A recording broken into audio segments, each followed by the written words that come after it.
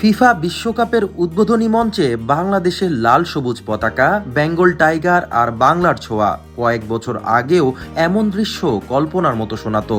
কিন্তু 2026 বিশ্বকাপের উদ্বোধনী আয়োজনে সেই স্বপ্নই বাস্তবে রূপ নিয়েছে।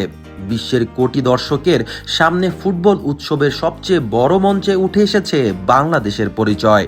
কানাডার টরন্টোর বিএমও স্টেডিয়ামে অনুষ্ঠিত উদ্বোধনী আয়োজনে বাংলাদেশি বংশোদ্ভূত গায়ক, সঙ্গীত পরিচালক ও ডিজে সঞ্জয় দেব শুধু পারফরমেন্স দিয়েই নয়, নিজের শিকড়কে বিশ্ব দরবারে তুলে ধরেও নজর কেড়েছেন।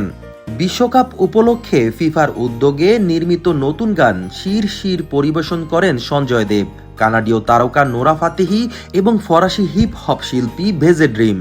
আলো, সুর আর বিশ্বমঞ্চের ঝলকানির মাঝেও বাংলাদেশের দর্শকদের চোখ আটকে যায় সঞ্জয়ের পোশাকে। তার জ্যাকেটে স্লিপ জুড়ে ফুটে উঠেছিল সুন্দরবনের রয়্যাল বেঙ্গল টাইগার, জাতীয় ফুল শাপলা এবং বাংলাদেশের লাল সবুজ পতাকার নকশা। পারফরমেন্স চলাকালীন কয়েকবার তিনি ইচ্ছাকৃতভাবে সেই অংশের দিকে ইঙ্গিত করেন, যেন হাজার মাইল দূরে দাঁড়িয়েও একটাই বার্তা দিতে চেয়েছেন, আমি বাংলাদেশকে সঙ্গে নিয়েই এখানে দাঁড়িয়ে আছি। সামান্য কয়েক সেকেন্ডে সেই দৃশ্য কোটি বাংলাদেশের কাছে হয়ে ওঠে আবেগ, গর্ব আর আত্মপরিচয়ের এক বিরল মুহূর্ত। কারণ এটি শুধু একজন শিল্পীর পারফরমেন্সই ছিল না, ছিল বিশ্বকাপের মতো মঞ্চে বাংলাদেশের সাংস্কৃতিক উপস্থিতির প্রতীক। সঞ্জয় দেবের শিকড় বাংলাদেশের সিলেটে।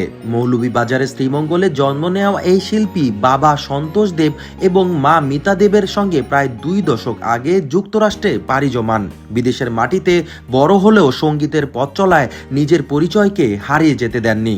বিশ্বকাপের মতো বিশ্বের সবচেয়ে বড় ক্রীড়া উৎসবের উদ্বোধনী মঞ্চে ওঠা নিজেই এক অসাধারণ অর্জন, কিন্তু সঞ্জয় দেব সেই অর্জনকেও আরো বড় করে তুলে ধরেছেন নিজের পোশাকে, নিজের উপস্থাপনায় এবং নিজের শিকড়ের প্রতি ভালোবাসায়।